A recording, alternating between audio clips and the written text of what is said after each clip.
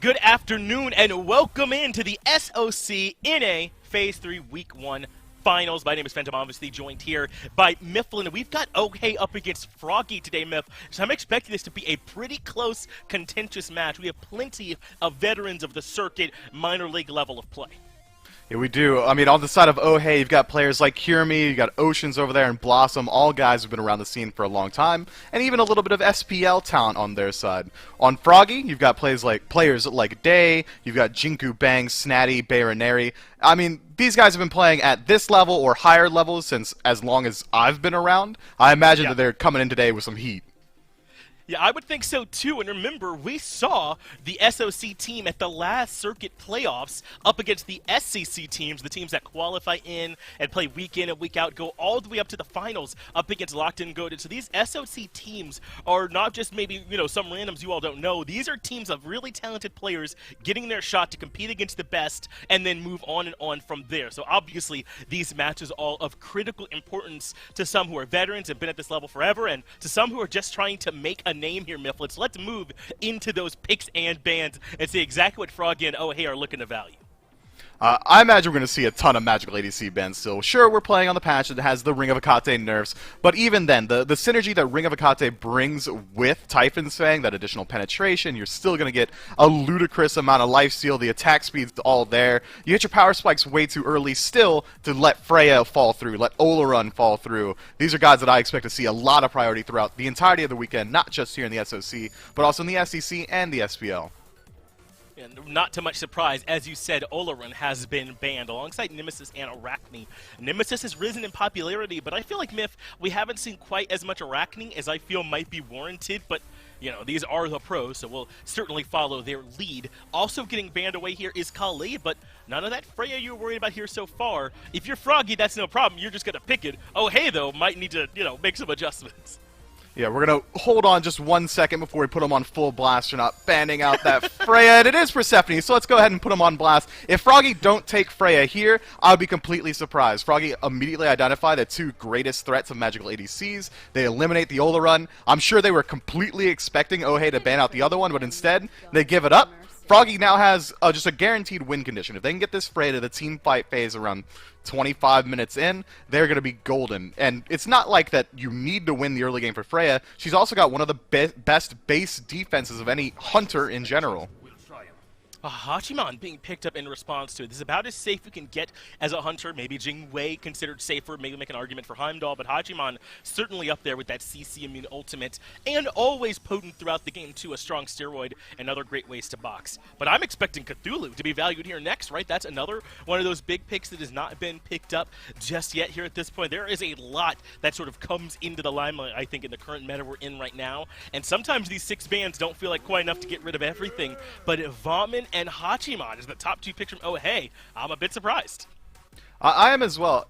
I would have expected if you're going to lock in a safe hunter, you would especially want Jingwei into Freya. Sure, Hachiman can hop on the horse, but Freya's going to have haste and ring, a ton of attack speed very early on. She should be able to chase you down for 2, maybe 3 auto attacks after you decide to use that CC immune ultimate. It's going to be very hard to escape from her. And Vamana, one of these few gods in the game that really benefits from getting physical defense to boost up his power. Yeah, physical defense doesn't work against Freya. This isn't Season 0 anymore. She's not a split god. That's all magic damage consistently coming at you at a rate of 2.5 auto attacks a second. This Amana is going to get shredded. It's going to be tough for him as Froggy continues to just pick down the tier list starting at S and heading down. Why not, right? It certainly makes sense to me. They'll have the Bakasura and the Aphrodite. A ton of sustain in this Aphrodite for late game insurance, and the Bakasura a bit more mid to late game, but certainly one that comes online once it gets a few items. So now, if you're OHEY, you've got to be scared. I'm thinking of this mid to late game, right? I mean, even with Habois and Hachiman, who are strong picks, it feels like you might have a hard time fighting around that 15, 18-minute mark. You will, but Habois does bring that safety net of, well, if I'm able to maybe find my blink in, get the water spout onto Freya, followed up with Crushing Wave, that might just be enough to kill Freya before she gets her ult off, or beads, or Aegis, or any of these other defensive abilities, Aphrodite, Undying Love. You know what, now that I'm thinking about it, it's going to be really hard, really hard for OHEY to find a good engagement, and they might have just put themselves on a timer with these picks, and so far, they don't have very many bridge picks to get them into that mid game, to get them into that early game in a good spot. They might have to to look towards something along the lines of a Robin or these early Sure. game warrior jungles. Yeah, maybe Ratatosker or something like that could certainly come to mind. We've seen Mulan and Ama do quite well in the jungle as well, so perhaps that could be what the doctor ordered. But instead, OHEY maybe taking a page out of Inbound's book from the SPL, locking in the Amir support. And we gave Inbound a bit of a hard time for this, I feel like, up at the SPL level, but he actually played the Amir quite well. How do you like the Amir into this composition? I like Ymir here into Froggy's comp if Ymir gets ahead. If he falls behind, he's food. Bakasura's got a fantastic matchup. Freya's got a really good matchup as well. Ymir's really going to have to utilize that wall incredibly well to save himself and his teammates, and it's really the only thing that's going to be able to stop the aggression coming from Froggy's comp. I'm worried, man. I'm really worried for OHEY here. It seems like they're trying to start off this set with a slight disadvantage.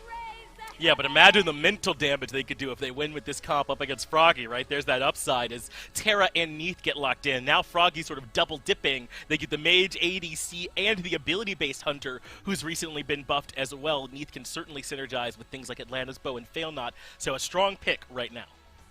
It is, and now she's going to steal away some attack speed when she uses the Unravel. There's a lot that make Neath a lot better. Before, her main weakness, I would say, is that backflip was just so telegraphed, it was easy to chase down, but now that it's a little bit quicker, she should be able to use it to actually escape out of some sticky situations. That said, OHEY's draft right now really does continge on them winning the early game, winning the mid game, and winning before late game even starts.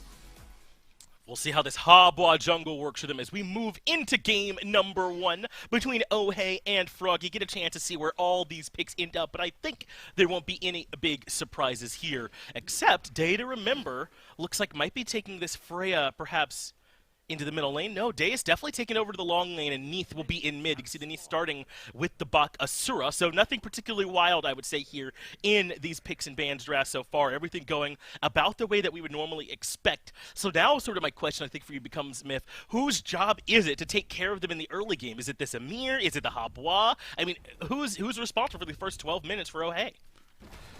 It's going to be a joint effort. You can assume that Chronic can be left alone in that solo lane very easily. This Omana shouldn't really fall down too easily against an Aphrodite. It's going to be a wet noodle fight as far as short lane is concerned.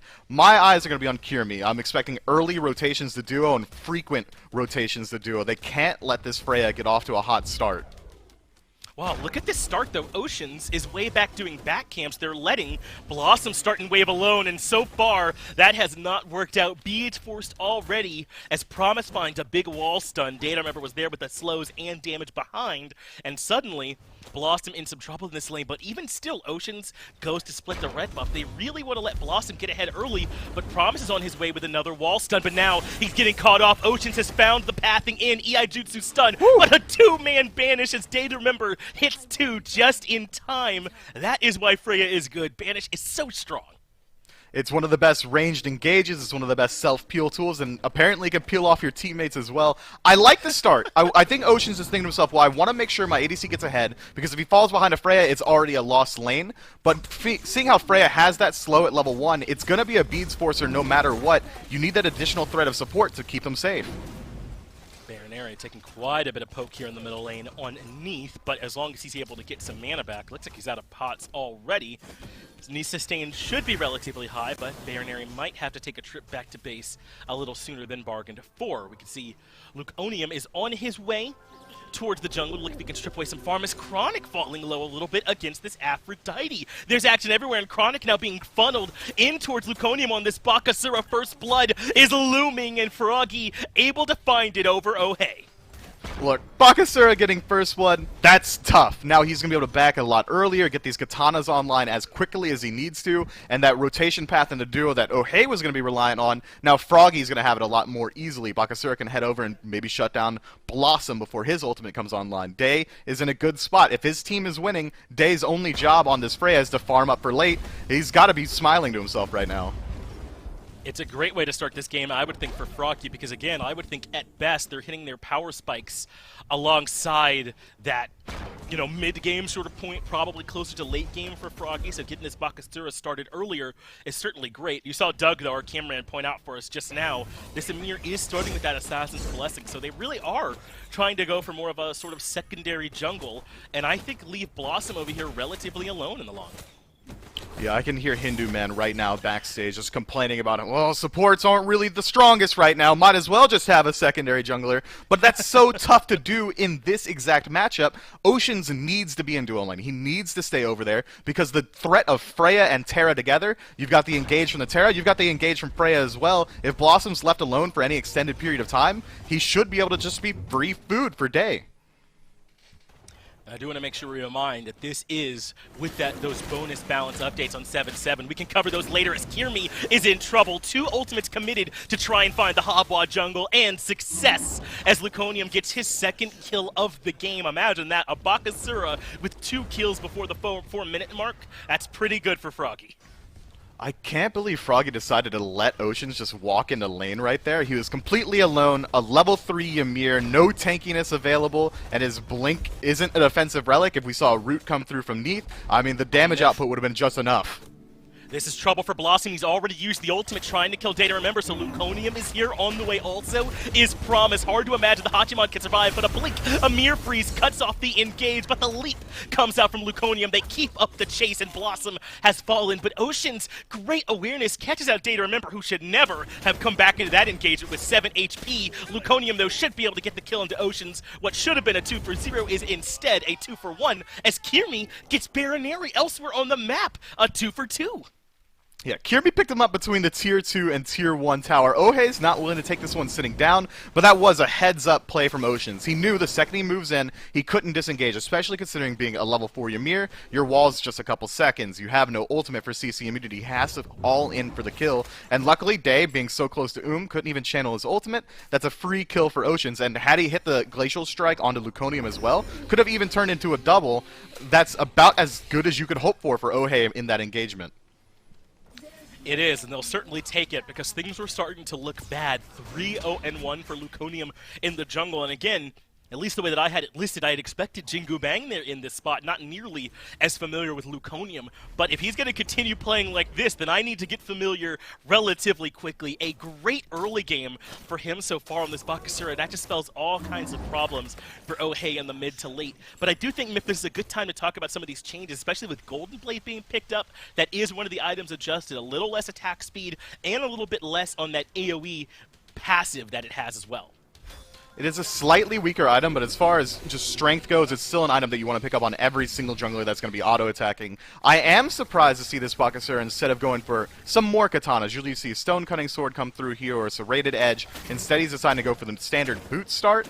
That's interesting. It's going to boost his power a little bit in the early game. His attack speed is going to be slightly better. He's going to hit those spikes a little bit earlier on. With the lead that he's established already, being level 7, 3-0, he should have a pretty substantial gold lead over his jungle counterpart. This is going to allow him to maneuver the map just a little bit more quickly and get involved before this Hebo can. Going to be critical as Blossom has gotten pressure here on the left-hand side. As you mentioned earlier, that was the goal, I think, of this strategy that they went for with Oceans starting in the jungle with this Assassin's Blessing, and it's worked, right? Level 7 for Blossom ahead of Day, and Day has died once, has bullied him out of lane as well. The question is, though, Myth, I just don't know if it's going to be enough. I mean, remember Netroid's Freya fell behind earlier on when we saw them playing in the SPL at this level, and it still was not enough to stop the Freya. So, I mean, could it be enough here in this case to try and slow her down? We know how powerful she is, even when she has a bad early. It could be enough, but it hasn't been enough just yet. They're going to have to commit a lot more resources to slowing down this Freya. I mean, you call back to that Netroid game, he was 3 levels down on Barracuda, maybe 4 at certain points. Right now, we're looking at a 1 level deficit, if that, probably closer to about half a level. That's not going to be enough to slow Freya. That's not going to be enough. You have to stop her before she gets the Ring of Akate online, and now that she's already finished the Shoes of the Magi, Ring of Akate Tier 1 has been built, there's only just a little bit more time till she hits that massive power spike, and you lose all your kill potential in that lane. You're right, man. Eventually is going to be a problem. Even if it doesn't happen in the laning phase itself, it'll happen in the team fight stage, right? Unless you can take Freya out of the fights first and foremost, then you're always going to have a problem. The Aegis, the Beads, the Ultimate, the Valkyrie's Discretion, the Banish, they give her so many different options to stay up and alive inside these fights, and she'll have all that lifesteal with lifesteal boots, with Typhon's Fang, with the Ring of Akate, with her passive. It becomes very difficult to take her down. Yeah, swinging for 600 damage per auto, healing for about 100 per auto, swinging twice a second with your autos. I mean, this is a god that has so much just relative defensiveness through that lifesteal. You might as well be a full tank as far as late game goes, because you're just going to have that much health to work with. This Freya, though, could have some trouble if her beads are ever burned out. They find and engage through the Ymir. That might be just enough to swing a fight in OHEY's favor. But as I say that, we see Kirmi falls inside the tier 1 tower of Froggy, getting a little bit too aggressive. Yes, clearly something's gone wrong there for Kirmi as he takes a spill. Promise there as the Terra to capitalize. But a big two-man freeze from Oceans might start things off. Luconium responds with the beads. Promise still gets clipped by the ultimate. But Luconium's not done fighting. Drops the regurgitate and looks at the 2v1. Chronic responds by going into his own ultimate. That does force Luconium to back off. But now Snatty is on his way. The Aphrodite that has been free farming so far this game, but not enough to kill Avamana. The dash allows him to retreat, and Froggy able to come away with a pretty good fight. That was a heads-up play from Luconium to realize he could re-engage there, but another fight in the jungle. Blossom going to be forced out into using his ultimate, but he does trade out Day's beads. But still, this Freya can be very aggressive. Now that your ultimate's down, you might lose your life. Might be in trouble, though. Kirmi and the rest of the boys are on the way. Up into the sky goes Day, so he will get the kill, but his life will certainly be forfeit as Kirmi cleans it up to make it 1-for-1. And when you add in that Day's beads are on cooldown as well, I don't know if it's 100% worth it. What's your take on it? Is killing your enemy hunter just worth it in that situation? I think it's worth it for Day, but not for the entirety of Froggy. Day got to catch up a little bit off that farm. He cleared out the wave before he rotated into that fight, so Blossom misses out on a wave, and he gets direct XP to Day. As far as the 1-to-1 matchup goes, very beneficial for the Freya. As far as the whole team, Froggy might have come out a little bit behind, especially if OHEY decide to rotate back into the lane, try to exploit the fact that Freya doesn't have ultimate, doesn't have her beads, and really Kirmi didn't have to dedicate any resources to finding that kill. If a blink comes through, a knock up into an ultimate, Day is going to be in a lot of trouble, but it's whether or not OHEY decides to use that time wisely.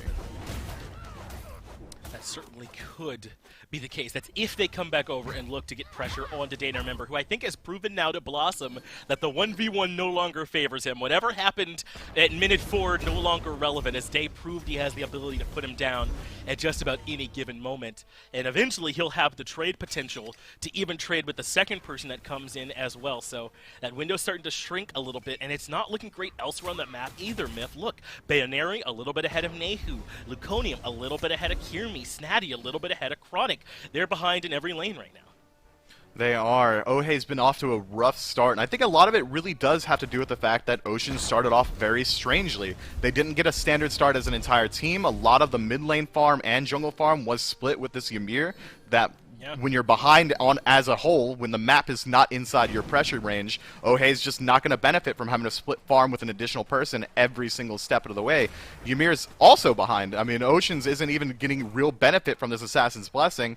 He does have the Shoes of the Focus online, so he should be able to find a lot of damage in these engagements, but OHEY hasn't been looking for that aggressive playstyle, likely because they're 3,000 gold down. He's just going to be so far behind in gold that without Guardian's Blessing, it's such a boon for these supports to have that Guardian's Blessing in terms of their gold generation. Look at the charts. Doug showing it there already. A tremendous experience and gold lead in favor of Froggy as well. 4K experience, 3,600 gold. So things looking a bit rough for them now. This is a heavy commit onto Kirmi. The Neath ultimate and Snatty, and it works. Kirmi behind his tier 1 tower. Apparently nowhere is safe when Froggy are this coordinated. Look, this can't be allowed. Aphrodite can't take out your soul lane tower pre-10 minutes. She can't be walking at your speed buff on her own at the 10-minute mark. There's so much freedom afforded to Froggy's comp, and no one on the side of OHEY has been available to punish it at all. I mean, Chronic's been trying to defend these back camps every single time, but what's he going to do if Bakasura's there? What's he going to do 2 levels down on this Aphrodite? Just about nothing, I'd say. No, it's a difficult fight at the best of times up against an Aphrodite, and remember, she's linked up to a Bakasura, or a Terra, or a Freya. Things get harder as Luconium and Snatty considering diving the tier 2 tower 11 minutes into the game. They retreat now, though, as Kirmi on the way. Even potentially Oceans could show up. That's enough to delay them, but a great wall from Oceans makes it hard for Promise to escape. Good dash, though, and the Terra able to make it back out of there, but already it feels like we're just on a downward slant here in terms of OHEY's chances. I mean, I don't even think Froggy needed a retreat there. We're looking at Kirmi 3 levels down on Luconium, Snatty's 2 levels up. Sure, Oceans is rotating in. What's a level 7 Ymir going to do to a level 12 Bakasura? If Bakasura autos him 5 times, you'd likely lose out on your support. There's so much lead now on the side of Froggy that really they could do just about anything they want on the map. I'm surprised that we haven't seen them group up on the Gold Fury already. They tried earlier, but got a little bit deterred. Good banish from does lock down Blossom. Tries to come back around, but clearly has lost track of where he is, in a ton of trouble as they commit 2 ultimates to secure the kill. Baron Ares and Data remembers Blossom will fall, but what about Snatty? They know that he's all alone the right-hand side, but Undying Love buys Snatty some time. Good knock-up might mean that he's dead as Luconium continues to chase out Oceans on the left-hand side of the map. The Ymir falls. Great jukes from Snatty, avoids the crushing wave, and Chronic will fall to the tower shot. Snatty doing it all on the right-hand side. Yeah, go ahead and F6 now, OHEY. I mean, nothing's working out. You're getting blown out on the left side of the map. You try to commit to a dive on the right, lose out there as well. Snatty just hits him with a Bara backstep on the Habois ultimate. Now, Kirmi's in a tough position himself. Might just be dead. Dead. Yep, alright. Snatty, MVP. You get it from me. 12 minutes in. This game is looking all but done. We're about 7,000 gold up. There's been 0 pressure from OHEY. Gold Fury goes the way of Froggy. Luconium doesn't look like he's going to step on the brakes even a single time, and he's got the Hasten online. Yeah, this dude's on the periodic table of elements. Luconium finding another kill, finally shut down by Oceans, who gets the kill with the Shards of Ice, but that is the tier 1 tower in left lane falling as well. They grabbed the Gold Fury and all of that too across the map, completely in favor of Froggy up until this point. And if you're OHEY, I mean, I know you gave up a very strong composition, but Myth, I don't even know that that was the problem here in this game for them. They didn't draft pressure anywhere on the map. They didn't draft pressure, but the picks that they took needed that aggression. Every single one of these pieces, especially into the opposition that Froggy has, they had to be the ones getting aggressive. They had to set the pace because they gave Froggy all these late-game pieces, and it just doesn't work out. OHEY really did, and they haven't lost yet, but I'm going to go ahead and say it. They lost in P's and B's. I mean, no single piece of OHEY's draft is able to match up with Froggy's, and the sum of its parts aren't greater than Froggy's. Every single thing has gone Froggy's way. The game pace, the drafting phase, the objectives, the team fights. I mean, it's 13-4, 13 minutes in. That's absolutely insane. It is brutal if you're a fan of OHEY. You gotta hope they find some way to get back in. Anti-heal is already on the board. Chronic bought the early Pestilence, laning against the Aphrodite. Divine Ruin there for Nehu as well. So hopefully they can try and build something around this if they can lock down these carries on Froggy. But look, as Pyro even goes down in favor of the Order side team. Every objective, even without contest, belongs to Froggy. I mean, where can OHEY even hope to fight at this point? I mean, I gotta think maybe you just group up and hope they come to you, but you also still need to farm. You do need to farm. I mean, the best fight that OHEY can hope for is maybe at the Phoenix while their tier 2 towers are still available. Maybe Froggy just overextend a little bit too much and get that unofficial bird 6th man on OHEY's side. As far as engagements go, I don't think OHEY even has a chance to defend Fire Giant, and we should likely see it get pulled in the next 2 to 3 minutes. The wall not gonna save you from Luconia when he's got the Hasten Blade online. To Hasten Katate should say, no way you're getting away from that. Luconia able to stick to him. And it's a struggle game here for Oceans on the Ymir. I mean, the Ymir pick in general has not really impressed me a whole lot here, Mifflin. I understand why you might want to pick it because the walls can do a great job of locking down some of these immobile characters, but I just don't think we've seen it pan out as Nehu gets blown up in the middle lane. But hold on, Blossom says he wants to bring it back himself. He should have thought better of it. That's too much lifesteal, buddy. Nice try. Better luck next time. Data remembers, got Ring of Akate online. He's got all this lifesteal available to him. You might as well have not tried. Yeah, you gotta kill him before he gets to auto you because there's too much healing. Good ultimate, though, from Chronic. We'll let him keep the chase on Baron Ares. Snatty has overcommitted as well, and suddenly a double kill for Kirmi in the middle lane. OHEY have found a collapse that has worked. They've taken down the solo and the mid laner, and because of that, Froggy cannot continue to push in left. This is what OHEY need. They need for Froggy to overstep, to overcommit, and for Chronic and Kirmi to find some value. With the timing of that engagement, maybe we saw Blossom push up there to force the rotation from Luconium and Promise. They both try to move towards the left side of the map and try and help out with that engagement. Not that they really needed the help, but it did create a favorable position for OHEY to take that 2-on-2 engagement in mid, or 3-on-2 rather. Maybe that really was the strategy, but the commitment was very high. Already we saw that Shell got lost out from the Hachiman, the ultimate as well. They only got 2. It really was just a 2-for-1 in favor of OHEY. But when you're this far behind, every single breadcrumb that you can take is a godsend.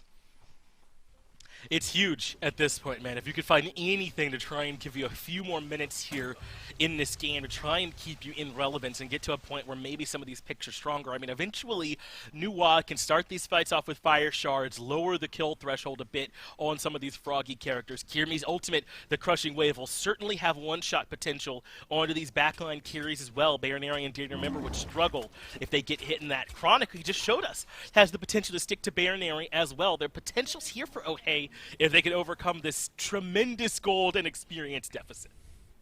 But the only thing that we haven't seen from either team just yet is a 5-on-5 engagement where Freya is involved.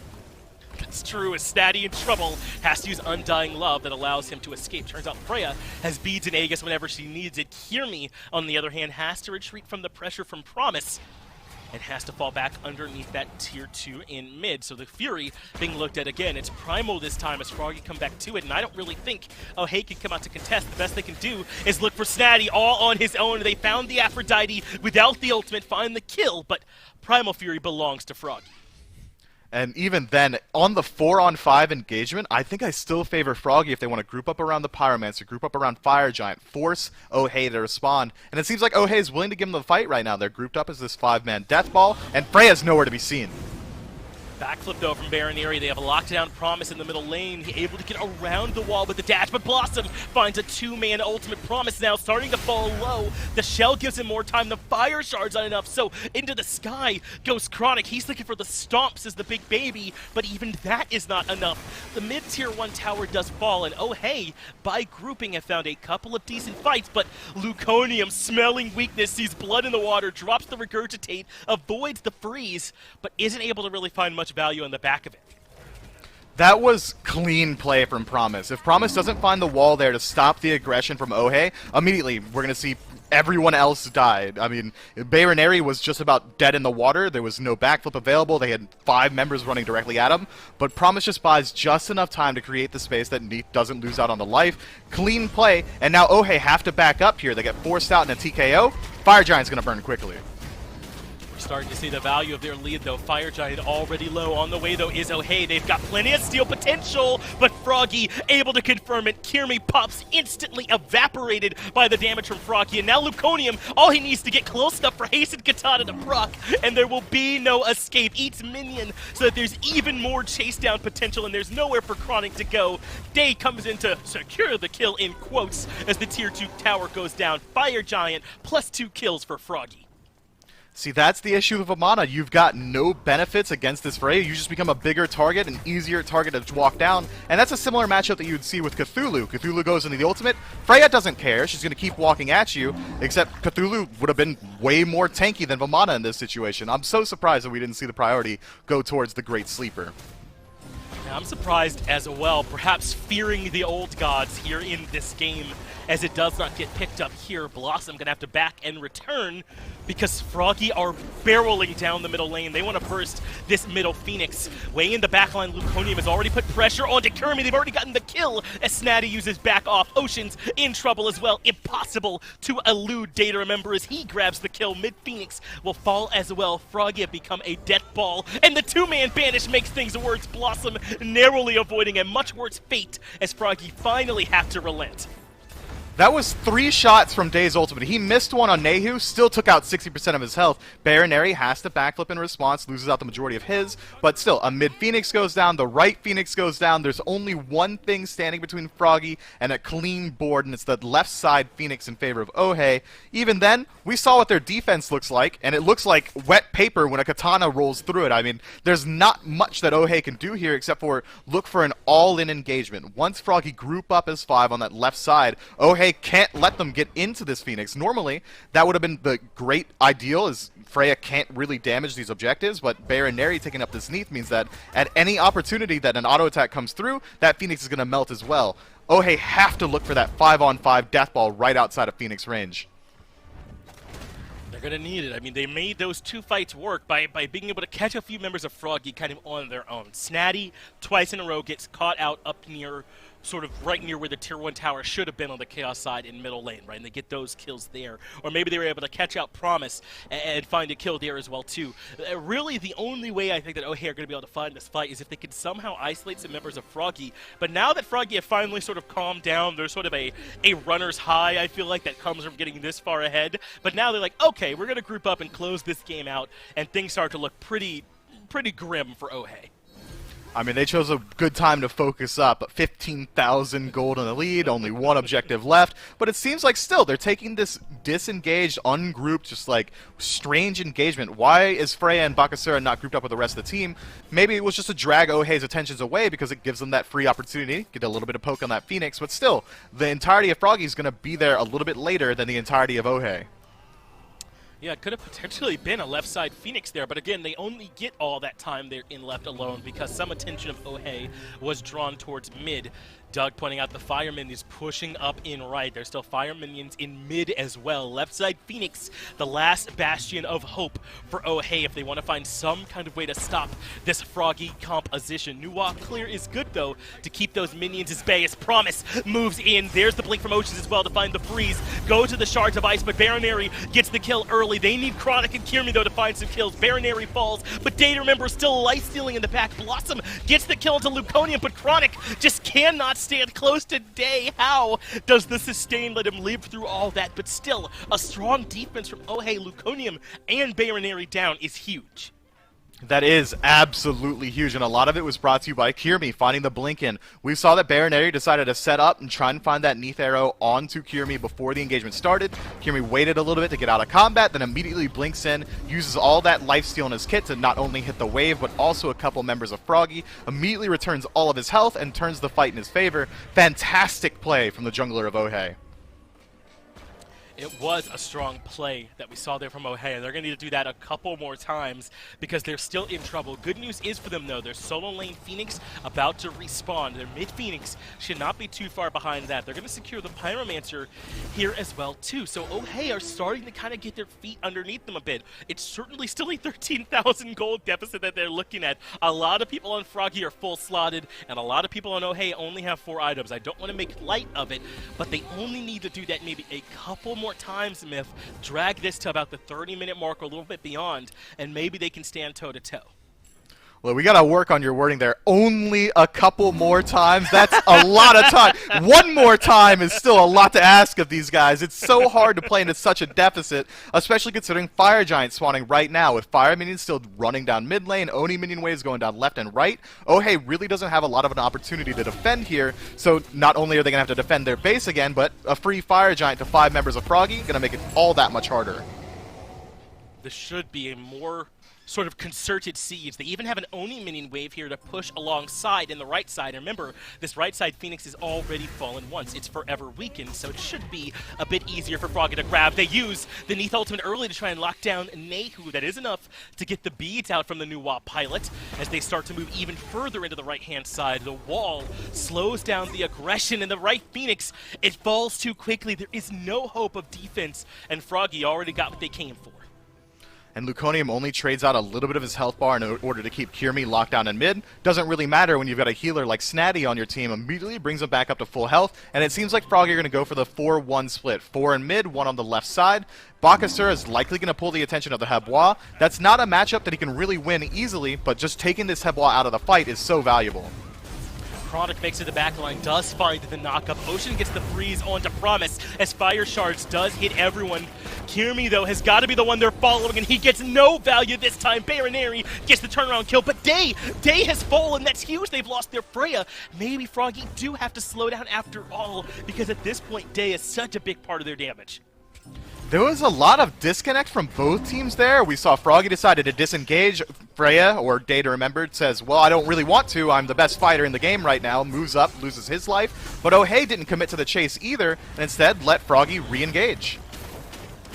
But Luconium has the beads, goes right through that freeze coming out from Oceans to find more damage, but Luconium is the one that looks low. The mid-Phoenix does end up falling. Blossom and Nehu are both very low in the backline, but Froggy have gotten what they wanted. We've talked a lot about this Freya, but the real problem right now is Snatty, man, keeping everybody topped off, doing all this damage would back off, and the Undying Loves, and OHEY just can't get back there to bunker bust him.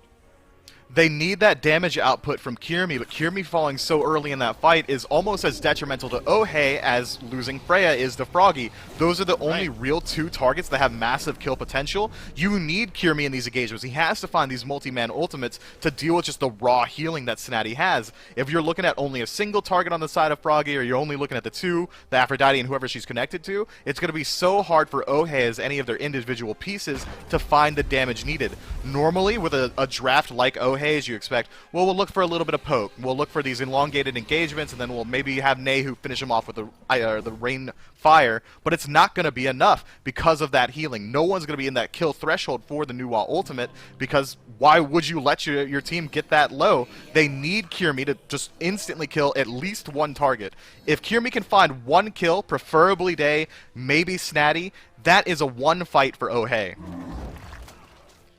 So much of OHEY's success is riding on that hot wall, as we just highlighted, but things get more difficult. Remember, the left side Phoenix is where OHEY found their one successful defense, so perhaps it's lucky for them as Froggy grouped up around it. They still have the Fire Giant for another 50 seconds as well, so they've got time to work with as they get ready to start pushing down this left side Phoenix with minions to worry about, fire minions to worry about in the middle lane as well. The task gets even taller for OHEY.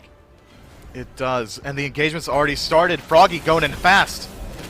Trying to make things happen. They've already got Blossom low and having to ride away on the horse that leaves the left side Phoenix exposed. Chronic tries to put his body in the way to sacrifice to make it happen, but it's not enough. Kirmi shows he's got the damage, but Day to Remember catches up to Nehu, gets the kill to Kirmi as well for the double, and now he's point blank rage up against Blossom. The banish is there as well, but look at the Titan. Fire minions have it low. Day target swaps over to win the game instead, and Froggy take a commanding lead here in the set, up 1-0 over OHEY.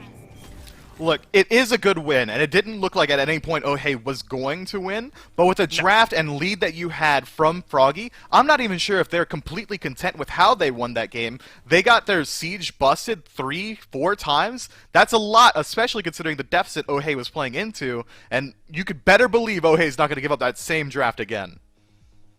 One would hope at the very least, Mifflin, but I do think that we saw what sometimes is the flaw for some of these SOC teams. When they get into the late game like this, when your coordination and communication need to be crisp and perfect for you to really be able to break open Phoenixes in some of these tougher sieges, that's where they're struggling a little bit. It makes sense. These teams are definitely not always playing with the same players, so it's way harder to build up that synergy, so I don't want to be too hard on them, but we are seeing that in the late game, certainly both teams still have a chance because it's so hard to close out games.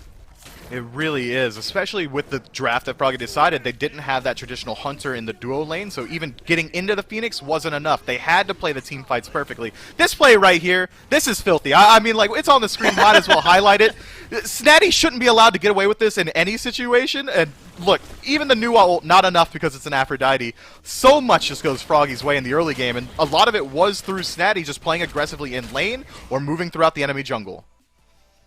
And I wouldn't give a ton of credit to Kirmi and Chronic, man. I mean, even Oceans, I think we once again gave the Amir player a hard time, but in those team fighting stages, it's hard to do better than having a cone freeze and a big wall to keep everyone at bay. Those are just strong support tools. So Oceans had a great game. Obviously, Kirmi was everything for them in the late game. Chronic had a great game too. I just think they gave up too strong of pieces on the other side to Froggy for them to really ever realistically be able to fight back into this game, despite how well they played. I agree. I mean, there were a couple times where Blossom in lane even looked like he was able to take an engagement over the Freya, but even with Shell, even finding to engage with the ultimate, finding the stun afterward, just due to the relative strength of Freya, it didn't matter how perfectly your Hachimana engages on her, the lifesteal was too strong. I think if you give them a more even matchup, you're going to see a lot of OHEY's draft start to shine through. Especially in a world where Froggy are willing to ban the Oleron from first pick. I mean, that makes it pretty easy for you, I think, to ban the Freya in response, and you've sort of settled that ADC Mage arms race. The Sol and Chronos, I don't think, feel quite as powerful as the Oleron and the Freya. We'll move into the picks and bans for game number 2, and we'll get a chance to look at that exact same interaction again. It'll be OHEY, though, in the first pick spot this time. I believe it was Froggy were first pick in game 1. Maybe that'll be enough to change things up for the OHEY players as they choose to ban Kali first overall.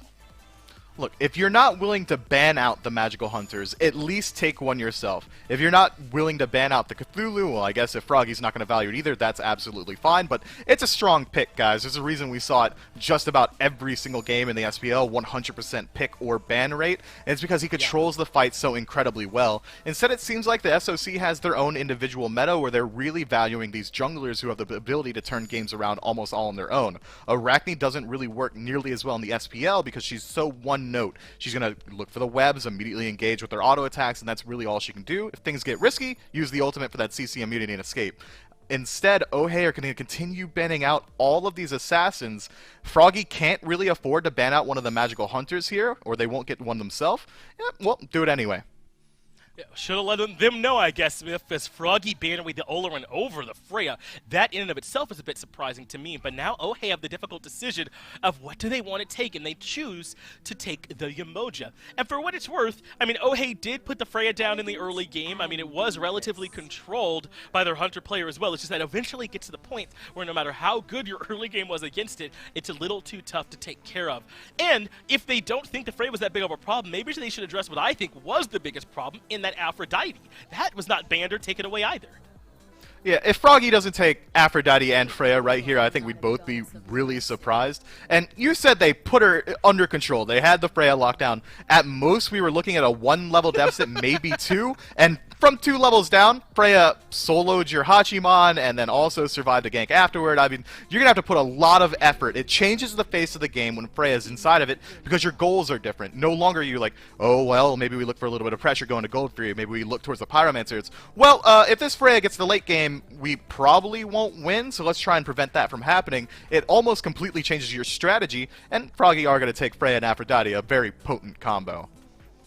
Yeah, the Froggy boys, I'm sure, flabbergasted that they get to take those same 2 picks again. They happily will, but I'm sure they're scratching their heads a little bit, as on OHEY, they do take the Yemoja, certainly a very strong pick right now. Nothing wrong with taking that first overall in the spot at all. It's just that you are giving up some really strong picks in return. They add in the Hades and the Uller. The Uller gives them a ton of pressure in the long lane if that's where they choose to take it. The Hades does the same thing over in solo. If that's where that goes, they're picking more pressure picks this time, Myth. Does that win you over, perhaps?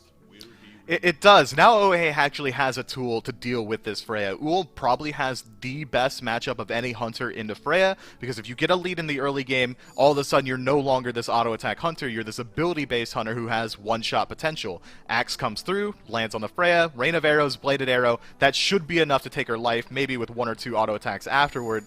But this Hades pick concerns me come late game. Anytime you pick a god that is going to immediately remove all of your mobility, lock you in a one spot so that you can deal damage, Freya is going to feast. I don't care if you're an Anubis, I don't care if you're Hades. If you're standing still, no one wins the DPS race against Freya. It's hard to do it once she has the Hekate, the Type and Spang, the Demotic Grip, the Hasten, all that stuff online that gives her so much Prot Shred and Light Steal sort of simultaneously. It makes it difficult even for someone like a Hades to be able to live through it because you're still giving up so much life steal. Ganesh will be the next pick there for Froggy, and that makes me personally happy because I still think Ganesh is very strong as a support, and we've seen a lot of other picks. They're also going to pair that with the Mercury, so it looks like when Bakasura, Kali, Arachne, Kamazods, and Nemesis are all banned, I suppose Mercury is 6th on that list. Yeah, good luck stopping me from playing an auto-attack assassin. Golden Blades in the meta, I'm gonna do it. I like the pick. It's gonna give you a little bit of global pressure. Now, if we see him rotate into the duo lane, this Ull doesn't have a fantastic matchup there. If the Banish comes through, sets up the Sonic Boom very easily. Sonic Boom sets up Freya in general. There's gonna be a lot that Ull's gonna have to contend with. But Susano coming through from OHEY, again, another fantastic pick into Freya. Comes 6 items slotted. He's gonna have the Heartseeker, likely an Erendite as well. That's so much damage damage potential, you might be able to kill Freya before she even gets into the air, and that seems like that really is what OHEY's strategy is. They said, well, we didn't have enough damage to deal with her last game, let's take all sorts of bursts, jungler burst, hunter burst, even a support that has burst potential, a soul laner with burst potential. They're looking to win these fights incredibly quickly. Look at this, though, with the Heimdall coming in, Myth. Would you rather have the Heimdall ADC or the Freya ADC here at this point? Where do you think those two are going to end up in terms of their lane? You know what? That's a hard question. Freya has a decent matchup in a Merlin just because Merlin's not really a god that's going to look to kill you in general. But having Freya in your 3v3 in mid would limit her farm a lot. Now, support and jungle are going to have a lot more time where they can work against this Freya. I think I would prefer to see Heimdall in mid just because of his added layer of safety. It's going to be very hard to gank him through that Bifrost.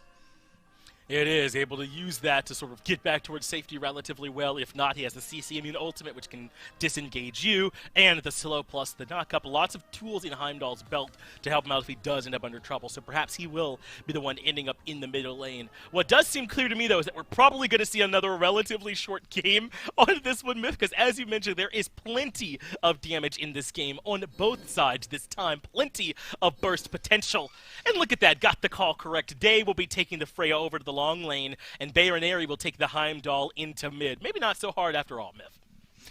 You know what? I'll call it luck this time, but next time, if it happens again, I'm going to just say that I'm the nuttiest. Either way, I like the draft from both teams, but it seems like, this common thread between both of their drafts is that they play this double-edged sword all the time. They took the Ymir last game, who can either win you the match in 5 minutes or just be useless. Last time we saw him be relatively useless. This time, we're seeing gods like Merlin. We're seeing this Hades. If these guys don't get off to okay starts, if this Merlin falls behind, if Hades doesn't come into a team fight from ahead, they're going to be pretty poor in these team fights, especially into the enemy team that Froggy has drafted for themselves.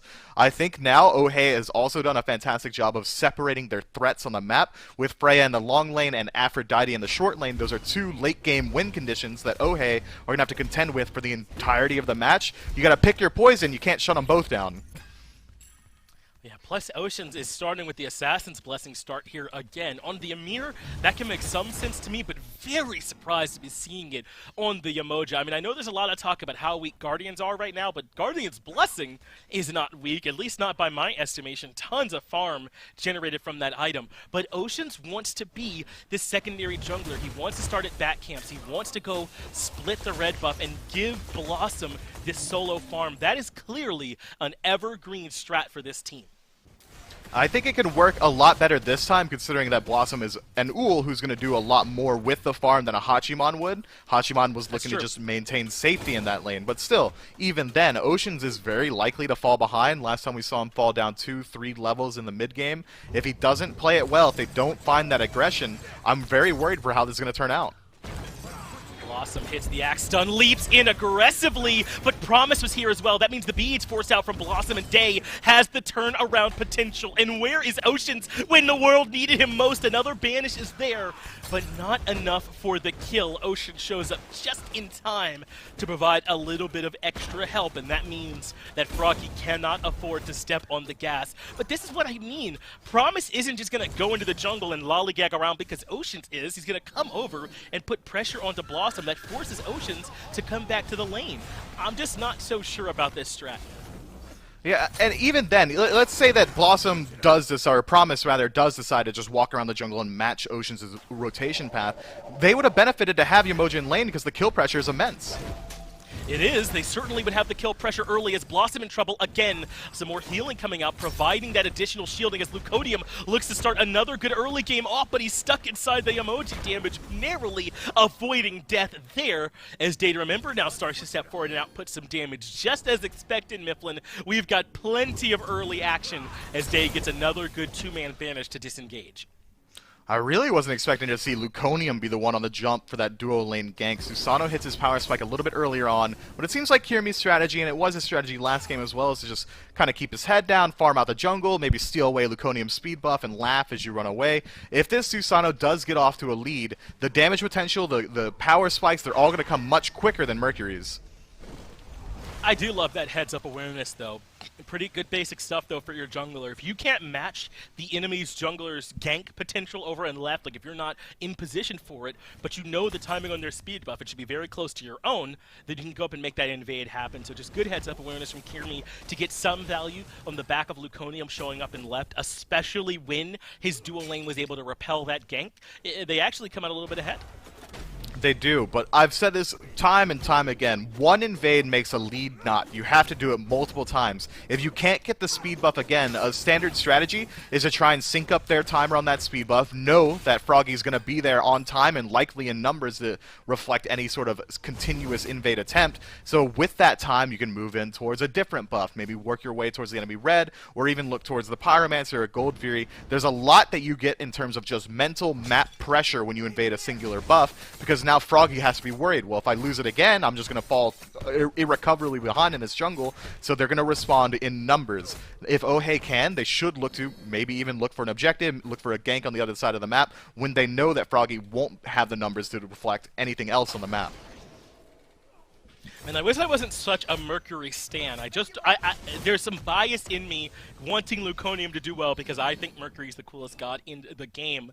Who has more one-shot potential than Mercury does, right? Is still pre-level 5, not the best ganker. I think that's what we kind of saw from early on. I know special delivery is a strong tool, but it is your only escape. It can put you out of position. You certainly can be punished, and they could not find the kill there. Luconium backs, gets the golden blade, and is right back out to start grinding again, that this Mercury can get online. I do like Mercury as well. Maybe not as much as you do. This ultimate charged up in mid lane makes me think he might look for the engagement, but still, Froggy can just sit back, relax, farm up for late. They don't have to look for this early game pressure. It still, again, is on OHEY. They have to be the ones looking for that early aggression. They've got the stronger early game draft inside of this OOL. Yamoja, Susano, Hades, all these gods are going to hit their power spikes relatively early on, whereas Froggy have this Aphrodite, this Heimdall, Mercury, Freya. Every single one of these gods might be best in class in the late game.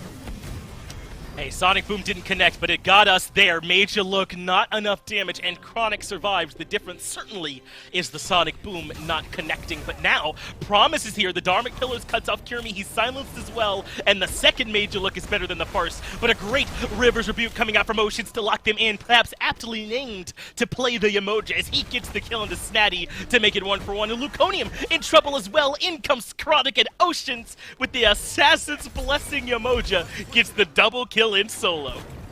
Luconium was seeing red or something. My man had berserker eyes. He had no right to stick around in that engagement, and he stood inside of his own wave. Even if the damage doesn't come through from Devour Souls, you don't want to be standing there against the Hades in general. No, he's able to do extra damage there with that minion splash damage. Is now OHEY looking for the blue buff invade. Promise able to get out of there with that remove obstacles, but Snatty's still in trouble. Back off gets him out of there. The silence there too, and Chronic just did not have the damage. Well played from Promise, who's had a good set so far, as Luconium has shown back up at Baron Airy here as well. Luconium gets the kill and dies again. Your jungler dying twice back to back is pretty brutal. It really is. These engagements are so sloppy from Froggy right now, just continually walking into this blue buff. It's almost a conveyor belt where they just give up free kills to OHEY, and now OHEY showing the beneficiary of it. 2,000 gold in the lead, 2,000 experience as well. They've got the better early game draft, but still, they have to make use of this lead. That's the risk of taking all these picks that are going to get outscaled in the late game. You have to make use of it once you have it. Gold Fury's on my mind. Pyromancer when it spawns. Group up and take a tower. OHEY still have to contend with this fantastic late game draft that Froggy have, which means that they have to keep making pressure happen. Nehu will fall in mid. Luconium gets that kill in the middle lane. We saw a little bit of action in long lane, but that has disapparated at this point as well. So Froggy very much needed that pick to show from Luconium there in the middle lane onto Nehu on this Merlin to try and get this Mercury going. I imagine we'll be seeing a crit build. I feel like that's when you get the maximum value out from Mercury, when he has those big one-shot crit potentials. So we're really not seeing Mercury value until we get later in this build path and he's got some of those items online. We might even see him go immediately into a rage after this boots. I mean, I wouldn't put it past him. Ocean's just a little bit of bad synergy there, forces the jump back. Day didn't quite realize it, trades out his ultimate in response.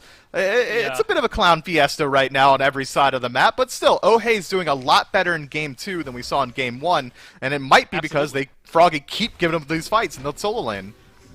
Now Snatty in some trouble as well. Undying Love, though, is pretty good as far as ultimates go and allows him to get out of there, even against the Pillar of Agony. But just look how far behind he is up against Chronic, only just now ticking over to level 8, as Snatty needs to heal up quite a bit here in this solo side wave. I'm surprised that Luconium and the boys were just kind of hanging on around this long. Finally, they elect to head elsewhere on the map and start to look for some farms somewhere else. But you're right, Myth.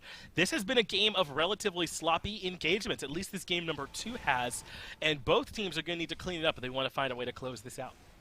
I agree completely. I want to see Luconium head over to the long lane. I want to see either jungler head over to the long lane because I feel like that's where the game is going to be won or lost. You're not only fighting against Freya or Ullr, who are both gods that you really want to shut down in the early, but you also open yourselves up to the easiest to achieve objective in the early game being Gold Fury. Right now, these solo lane fights, especially considering Pyromancer hasn't spawned yet, feel largely without purpose. Even if they do win an engagement, best case, they get a tier 1 tower. Snatty very low, and Oceans gets the kill credit again. I don't know a lot about giving your Umoja all 3 of these solo lane kills, but maybe not optimal. Ultimate being charged up for Luconium, but diving into 3 here feels ill-advised to me. He thinks better of it, holds on to the Sonic Boom, and instead falls back. They have lost a ton of pressure on this solo side of the map, and that's going to make things so much harder for them in the late, as Chronic just goes right into the Pillar of Agony, well earned by Luconium. Look, normally when you see a 3-man stack up on the solo side of the map, immediately the enemy team will move in towards the Gold Fury, and they would have been in the advantage in that position. Instead, they decided to move in and try and invade a red buff, and it seems like they got it deflected there. They weren't quite able to find that invade. But still, Froggy isn't responding properly to the pressure that OHEY is putting on. Normally, there's a trade-off. If you want to get pressure in solo lane, you're going to trade off pressure on the duo side of the map. But right now, Froggy just rotates in after they lose the engagement and try and mitigate losses instead of looking for actual wins elsewhere. Right now, OHEY's just kind of able to do whatever they want because Froggy isn't addressing it. And look at this, an Urchin, an Armored Cloak is where Chronic is sitting now, but I'd imagine an Urchin won't be too far behind for this Hades. I think that makes some sense. If they're going to continue to be aggressive around him, he's been a part of all 6 kills. He should be able to get it stacked relatively quickly. They're now looking for a blue buff invade. There is the dash in from Chronic. Dharmic Pillar's there to keep them locked in, but Luconium has already fallen. Kirimi gets the kill credit for it. Promise in trouble as well. Great body blocks, and the jungler finds a double. This is an entirely different OHEY than we saw in Game 1. They're looking strong. They are, and Snatty's looking caught in a cage. Chronic jumps in, finds the 3 afterward. Another clean kill for OHEY. It's a different match. It really is. But I feel like, again, Froggy just aren't addressing the issues, and they're letting it continue to happen. Baronary going to get caught out, forced to use his ultimate to escape.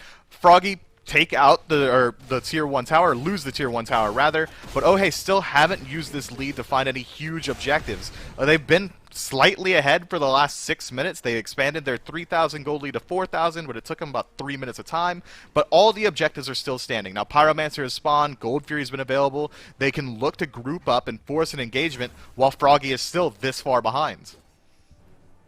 And there have been some execution errors here, Myth, right? I mean, think about Luconium's first rotation over to solo when he uses the Sonic Boom but doesn't connect. He is able to pull Chronic back underneath the tower with the special delivery, but they could have gotten so much more damage out if he gets the stun and the Sonic Boom damage under the tower, and maybe that whole lane goes differently if they get that first kill into Chronic instead of the other way around onto Snatty. There have been some execution errors in terms of how they respond to the solo pressure ganks as well from Froggy here so far. This has not materialized out of nowhere from OHEY. They've had good pressure, and Froggy has not responded properly.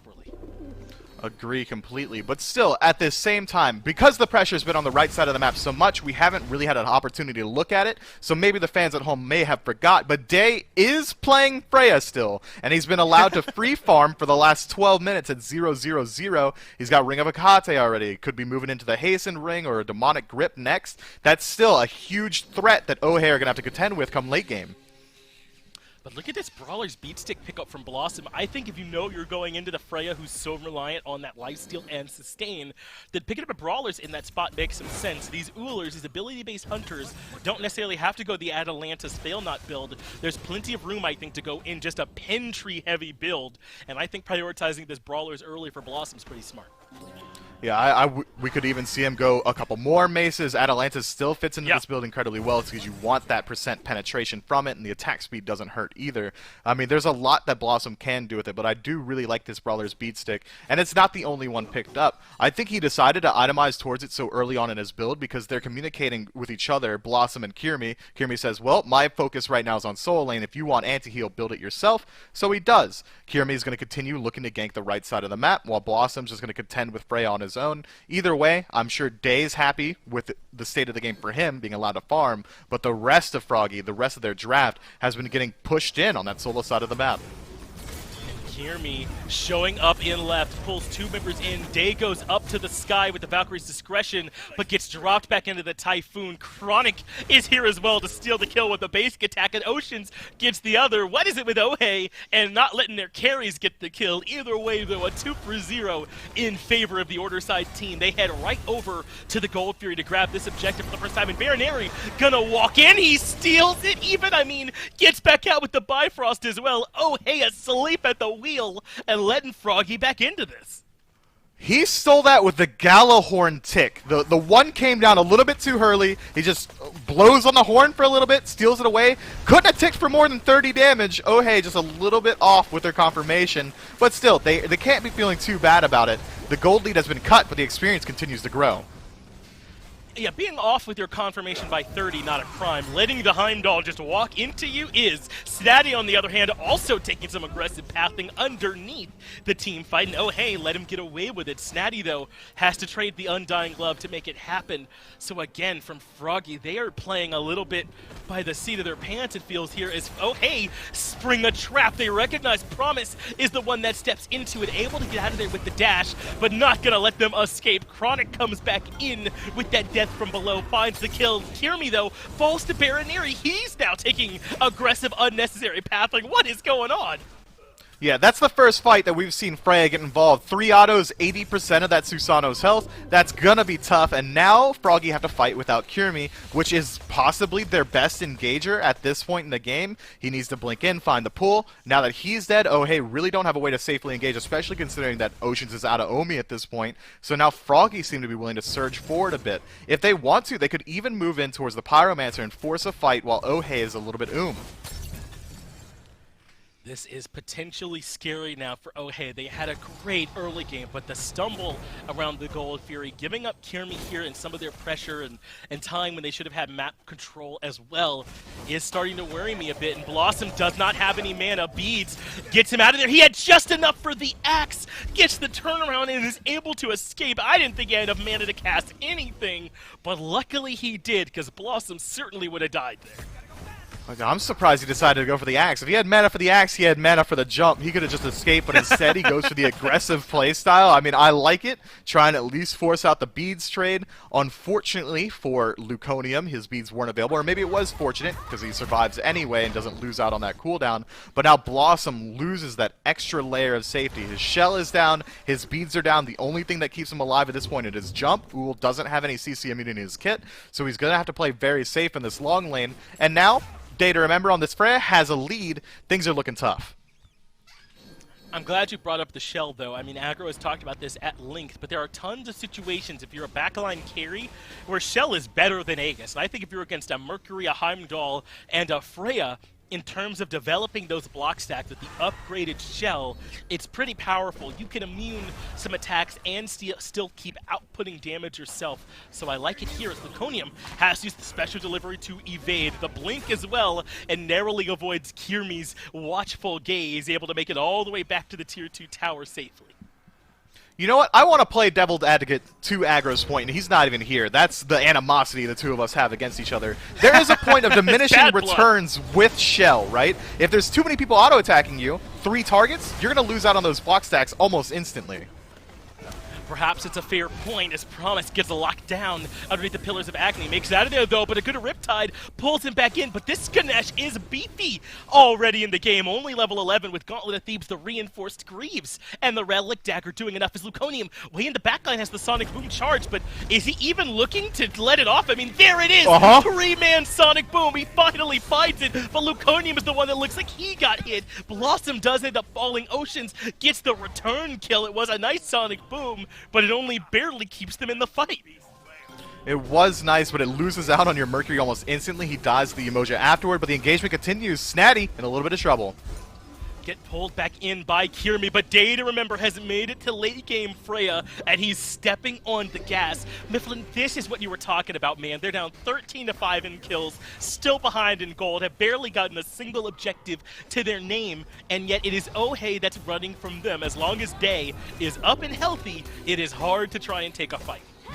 Yeah, that's exactly it. But this time, OHEY have the tools to look for this Freya engagement. If Kirmi's able to get into the backline safely, once he gets his build fully slotted, he should be able to kill Freya. If we see an axe come through from Blossom, that should be able to kill Freya. If they burn some of the beads, and a 2-second fear from Chronic, that's 2 seconds that the entirety of your team should be able to kill this Freya.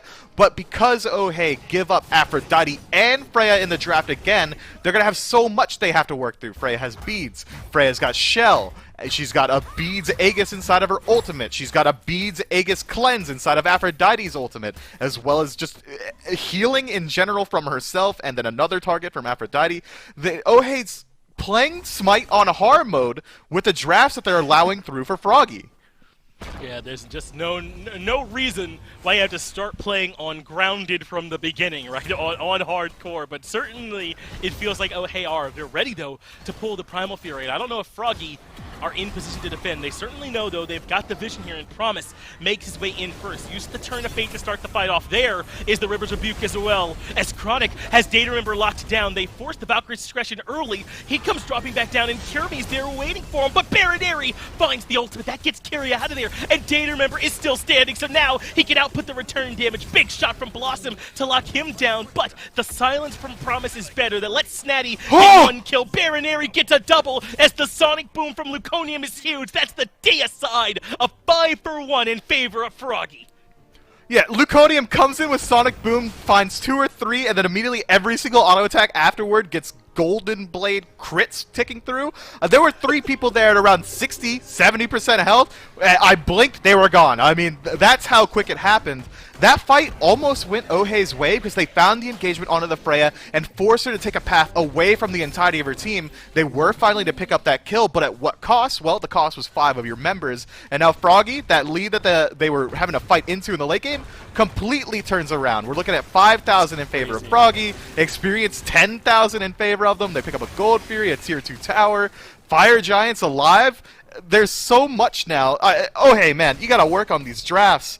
Froggy could just run away with it again, because Day has shown that even if it gets a 1-for-1 trade, that's huge value as long as Snatty's still alive to keep the rest of his team alive. And that's why that play from Baronary is so huge, man. We talk about it all the time, but backliners have got to peel for each other. And Baronary buys just enough time for Day to land, get another shot off, and force OHEY to commit a little bit deeper to get that kill onto him. I mean, if they get that kill on the Day to Remember any cleaner, that fight might not turn around that way. They might not be all stacked up for Luconium's ultimate, and then those splash autos off the Golden Blade. I mean, it's just in the smallest of margins sometimes, I think, that can determine these fights when your enemy's composition is this strong, like the Freya Aphrodite. Your execution has to be perfect to beat them, and that time it wasn't. It really wasn't. Now Froggy can get the defensive positioning around Fire Giant and force OHEY to rotate in, and OHEY's engage is a little bit one trick. Maybe you have Hades jump in and use his ultimate. Maybe you send Kirmi in to look for a pool. Oceans has to move up and look for a stun there. There's so hard for them to get through the wall of defense that Froggy have just because they have this Aphrodite. Baronary playing on peel duty means that if you're trying to get the Day, you're going to come through everybody. They're suddenly down 6k gold and everyone has an experience deficit. How did this happen so quickly? OHEY are suddenly in an awful position. Fire Giant started up by Froggy. If OHEY are going to win a fight, Myth, I feel like it has to be this one or else things will get too far out of control. Sonic Boom being charged up by Luconium in the backline as Froggy can just fall back and re-sustain up off the back of Snatty. But Luconium isn't stopping. He wants another big ult. Has to use it defensively because Kirmi spots him in the backline. Is able to reposition. Snatty goes in first. The Rivers of Butte cuts off the fight, but Luconium putting in big damage on the Kirmi in the backline. He's got two looking at him. Chronic has to drop the ultimate to disengage as Luconium loses the battle on the left-hand side. Kirmi gets the better, but Day blows up Chronic. Kirmi has to back. Blossom has to back as well. They may have gotten the kill, but Luconium did enough damage and Froggy are in control. These fights are so split. Froggy didn't get back to this Fire Giant quick enough. I'm not sure that they'll be able to burn it, especially if Day is going to look for this aggressive positioning. Now the entirety of OHEY was able to back to base, get back to this Fire Giant. It's on 50%. It's going to be close. It's gonna be close. Kirmi's nearby, but does not have the ultimate. Dharmic Pillars is enough for Froggy to get the objective. Promise dies. Data Member makes it up to the sky, drops the Valkyrie's discretion, and is able to reposition, then gets the shell from the team. But over the top, Nehu and Ocean's able to clean up the kill. Snatty re-engaged though, finds Blossom. Kirmi comes in, but that must have been Mantle that saves his life, and now Kirmi has to re-engage. The healing from Snatty is there. They cannot lock down this Aphrodite. This is what we mean about giving up too many lives. It's so difficult to kill them even when you're playing well. And Baronary gets the kill into Oceans. Nehu, though, finds the turnaround. Snatty does get Kirmi in trade, so basically no one gets the Fire Giant at the end there, Myth. A really bloodbathy type fight. I mean, that was essentially 4 team fights that happened back-to-back, desync, D-group, 3-on-2, 4-on-1, 5-on-0, it didn't matter. But overall, I would still say that Froggy aren't doing a fantastic job of keeping Day alive. Every single time I'm looking at these engagements, I look at Day and I'm like, well, he's going to be Afro-linked, it's going to be fine. He isn't, he's not Afro-linked. Well, maybe Luconium wins his engagement in the back. No, he's completely alone, it gets picked off, 2 versus 1.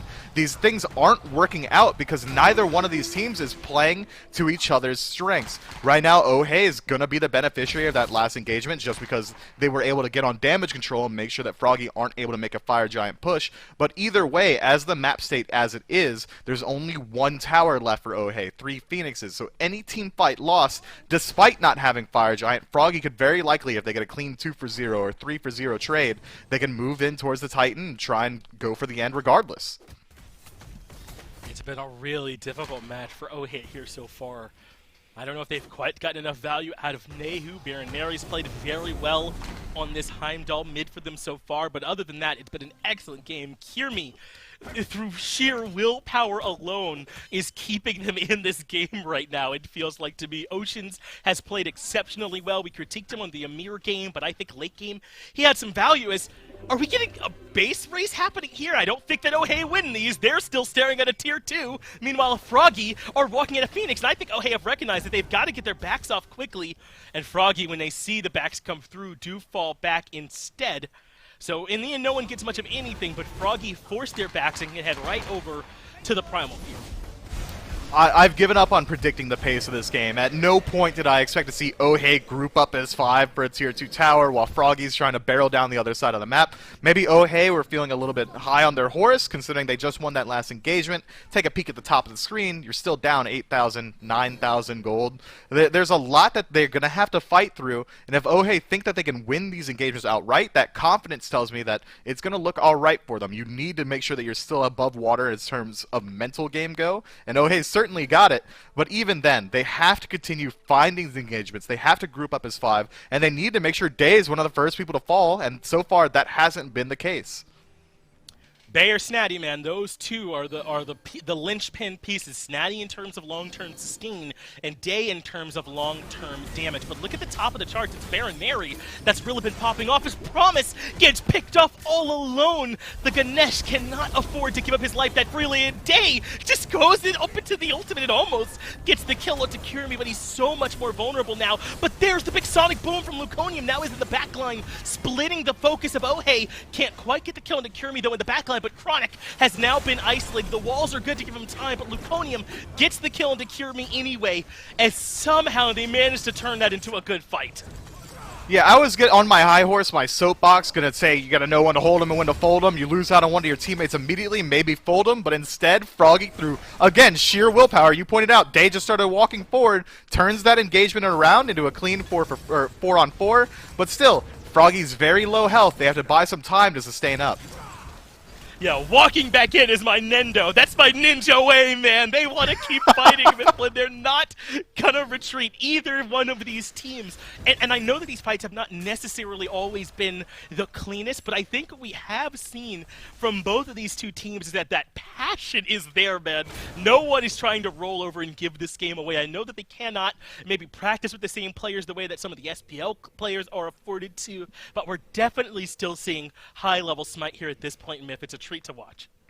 And there's absolutely just these flashes of brilliance. The quick execution from OHEY onto Promise right there, executed perfectly. Promise steps up a couple steps too far and immediately gets burned. All he's able to do is get the Dharmic Pillars down. But now Luconium, looking for the ult in mid, narrowly avoided. Blossom just dodges out of the way. Luconium just going to walk out and say, well, I tried. I'll try again later. Best of luck to you in the future.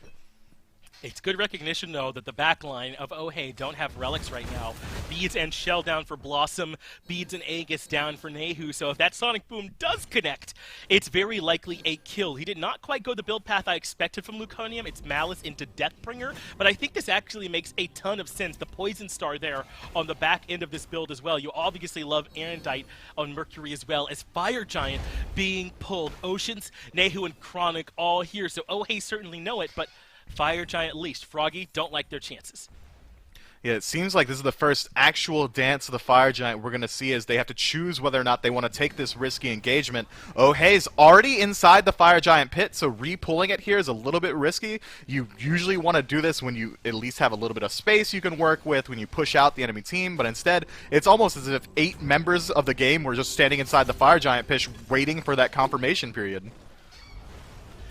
29 minutes, though. That means it's enhanced Fire Giant in 1 more minute. Chronic goes in, though, drops down the ultimate. They're trying to lock down Snatty. There's the Undying Love coming out to give him time, and Chronic has been isolated. He needs some help, and no one's there. Snatty gets the kill, and Luconium making the long play, looping around. Blixen finds Blossom as well. A 2 for 0 for Froggy out of nowhere as Chronic and Blossom get deleted. Froggy can head right back to the Fire Giant now, because how can OHEY step up to contest? They really shouldn't be able to, but it looks like they're willing to try to at least go for the steal, but they're going to have to be quick. 20% on the Fire Giant. It's certainly not safe. They have to leave, and Froggy play it well. They drop the FG when it's low, zone out the enemies of OHEY, and then head right back to FG. But Nehu is back on his way. A stubborn energy coming out from OHEY. But they still contest safely. They couldn't afford to step any further forward, so they tried their best from that range, couldn't get it, and Froggy get the FG Pyromancer and 2 kills. Froggy could have instantly killed the Fire Giant. At 20%, Mercury 3 auto attacks would have been enough, but I think they were holding on to the pool there because they saw that OHEY might have been willing to move up. They were trying to bait an engagement while they were still in the lead. Because OHEY don't move up, Froggy lose out wholeheartedly on it. It gives time for Blossom and Kirimi to both respawn. They would have had maybe 30 seconds left if they decided to just immediately go for the confirmation on fire and then try and push down a Phoenix. Instead, they try and go for the greedy play, get the 5-on-5 engagement, try and take out all the members of OHEY, and it just gives them time to respawn. OHEY play it very well if they spot out that aggression and decide to just kind of hover around and make it look like they might move in. Either way, strong mental game from both squads here. Yeah, I think so. But if you're Froggy, I like the reset afterwards anyway. I know you might have a strong potential to push there in the 5v3, but nothing wrong with backing, spending some of this gold, and finishing off some critical items. Shield of Regrowth now for Snatty, Berserker Shield for Baron Neri. As what is this? Data remembers in trouble early, makes up to the sky though, with that Valkyrie's Discretion, gets the return kill, and Day is still standing. So now Promise can lock down 1 more member. They sent him up through Niflheim. He'll be coming back down in a moment. That was Ocean's. He's dead as well. OHEY get aggressive around the Fury, and it might have just cost them the game, Myth.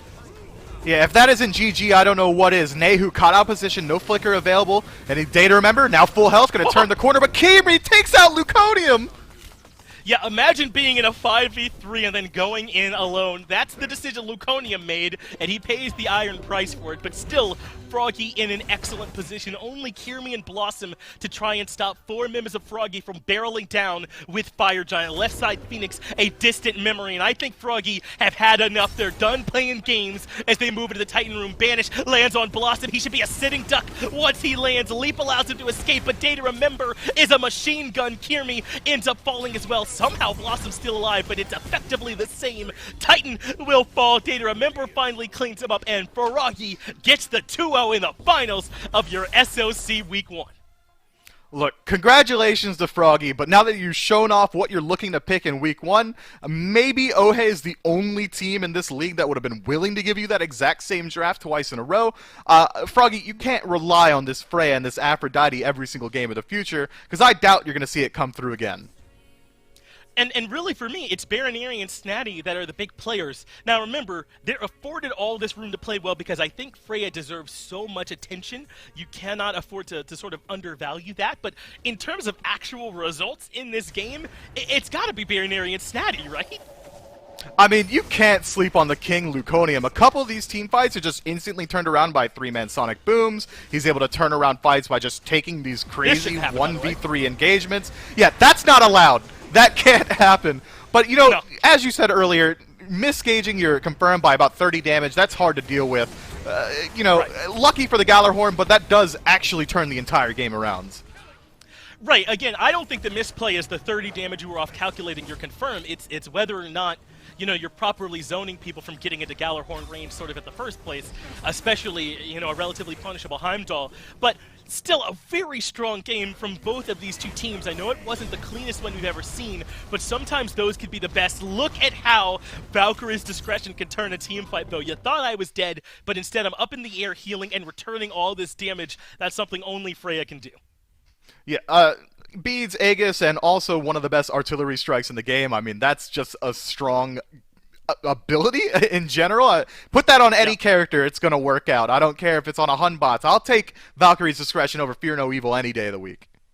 Oh, really? Fear No Evil's real good. You got me with that one. An impressive win here, though, in this last match that we just saw for Froggy. Obviously, OHEY not able to quite get that out. But this open circuit, anyone can compete in and week out. Just feel free to sign up with 4 of your friends and come and compete and see if you can make it. But that's going to do it for the SOC. We still have SPL starting up. That's 3 p.m. Eastern when that starts. And then make sure that you also check out the SPL waiting room. I believe that's right around 2:45, 2:30 or so, a little bit ahead of that SPL. So make sure you're there for it. Check out the waiting room and the SPL. We will see you all then.